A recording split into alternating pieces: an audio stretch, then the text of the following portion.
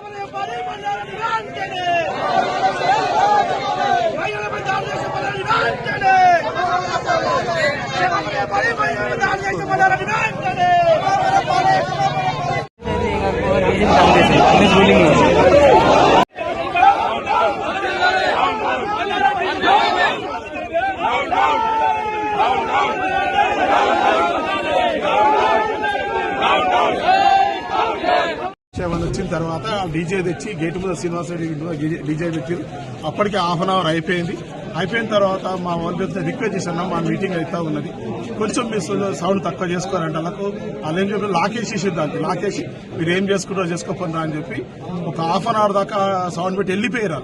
వెళ్ళిపోయిన తర్వాత మేము మళ్ళీ రిక్వెస్ట్ చేయని పెట్టాలకు అక్కడి నుంచి 100 మంది వచ్చి రాయితోటి కట్టెలతోటి మా మీద కొట్టి స్వామి లాక్కున్నాక వైర్ బిక్తారా స్వామి? మీరే చెప్పండి. ఒక డీజేకి లాక్కుంటే వైర్ బికే ఉంటుందా? మేమందరం ఉన్నాము అక్కడ. ఉరికి రావడం ఏంది? ఒక ఇంటికాడ మేము ఉన్నాము, ఇక్కడ మీటింగ్ పెడుతున్నాము. మా ఇల్లు ఇది శ్రీనివాసరెడ్డి ఇల్లు. మా ఇంట్లో మీటింగ్ పెడుతున్నాం, వాళ్ళు వచ్చి మా ఇంటి మీద కొట్టడం ఏంది?